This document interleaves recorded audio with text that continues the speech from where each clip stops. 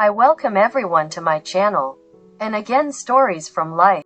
A novel that will change your life. Martha Shields' right pointing arrow, hope for happiness. The bookcase she'd been polishing so long and carefully. Grandmother's old clock, found and given to her by her sister-in-law. The memories flooded in suddenly and with such force that Claire almost collapsed to the floor. Now she was even glad that Jake had an unplanned trip, and he flew to Dallas. Although she did not have expensive antiques, every little thing was significant. Each picture on the wall had its own story. Each trinket had its own character and meaning. She came here to collect the things she needed and leave the ones that didn't suit Mrs. Jacob Anderson's life. Where to begin? How can you sort out the life of the last 6 years in half a day? What to bring?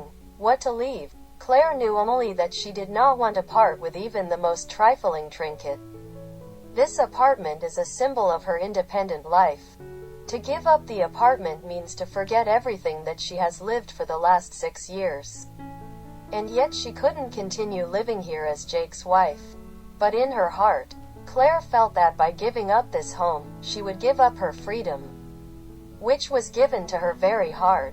She was 8 years old when her parents died. Before graduating from college, she lived under constant pressure from 2 insufferable cowboys, her brothers. She was much younger, she was a woman, and therefore they considered themselves entitled to dispose of her life, which they did for 14 years. Until she graduated from college and moved to Denver. But that didn't stop them either. Hank called her daily. Travis could show up at any moment on his way to the rodeo. Sometimes he stayed overnight, sometimes he just went out to dinner with her. And at the same time he did not stop teaching her how to live. Now she was married to the same headstrong and stubborn man. It's funny, she always tried to avoid cowboys, thinking that they all looked like her brothers. And it turned out that all men are like that. Claire spent the entire day packing the things she wanted to take with her.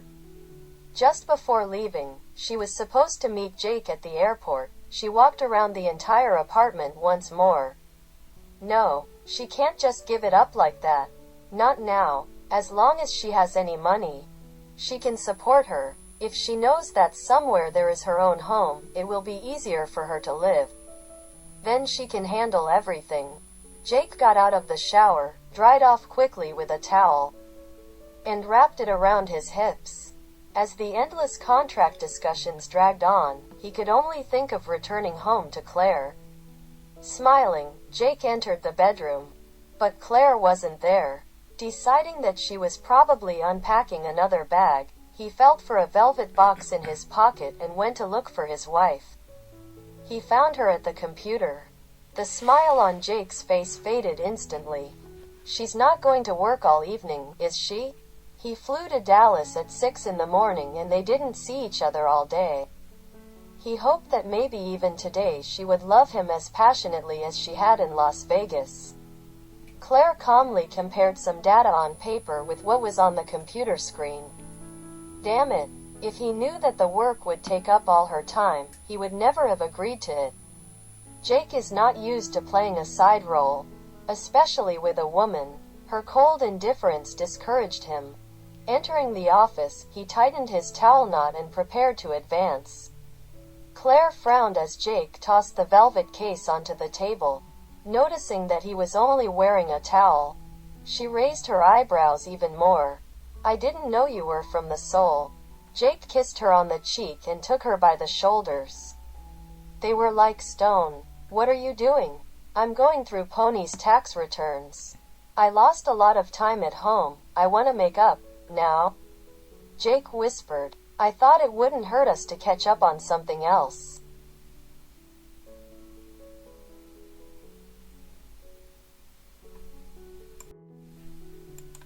Claire shook off his hands. Jake, please. I have to work. He gripped the back of her chair in annoyance. You have subordinates for this. She stood up abruptly and turned around. When you hired me, you said that you always demand honesty and conscientiousness from employees. So let me work, damn it. Jake narrowed his eyes. I thought that the main thing in our contract is the child. We have sex at least once a day. This is enough to get pregnant. More simply threatens to overwork. So far, none of us has gone to the hospital. Claire threw up her hands. What do you want? I want. Jake rubbed his neck hesitantly. How to put it into words? It is much deeper and stronger than a simple desire. I need you. Claire just took a deep breath. There was sadness in the depths of her eyes. She shook her head. No, it's not needed. You need a call girl. Which would be at the first call at any moment of the day or night. If I needed bedding, I would have been married a long time ago. Do you have any idea how many women dreamed of being Mrs. Jacob Anderson? Claire pointed contemptuously at the case. Why didn't you buy them the way you're trying to buy me? A huge bouquet of flowers on the table every morning. Everyday expensive jewelry, cloth, new car. Since when did you think you could buy me? Jake braced his fists on the table. I'm not trying to buy you. Damn it, all husbands give gifts to their wives. Why shouldn't I? Other husbands buy gifts because they love their wives. Why are you Jake? You immediately said that we will not have love. Why then did you bring it again? What is there this time? Sapphires, he grumbled. I bought them because they fit your eyes. Because I've missed you like crazy all day. Damn it, Claire, any woman would collapse at her husband's feet from such a gift. Claire's chin lifted proudly. So marry this woman. No, I married the one I want. He straightened up. And you, Claire? What do you want? Jake caught a flash of passion in her eyes. So instant that he couldn't believe his eyes. Coughing, she crossed her arms over her chest. I think we agreed on everything. I want a baby. And work. Do you remember? I did not expect that you would require me to appear at the first call. If I demanded it, we would not get out of bed around the clock. Blushing, Claire turned away and sat back at her computer. But that didn't stop Jake. He leaned over and turned Claire towards him. So that's how you scared off your cavaliers? A cold look, a movement of the shoulder, and that's all? She wanted to turn away, but Jake wouldn't let her. I told you that you wouldn't scare me that easily. Tears appeared in her eyes. Why are you doing it? And you? He retorted. You weren't so cold on our honeymoon. You were not afraid of your desire.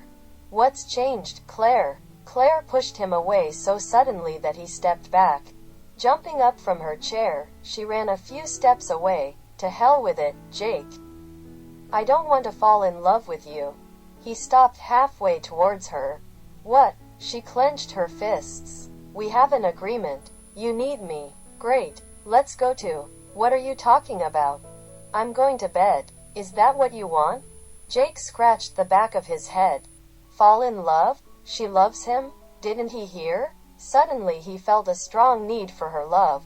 No, even more, he just needs her love. He needs to be the most important person in her life. To be continued. If you liked the video, subscribe to my channel and press the bell to nothing don't miss.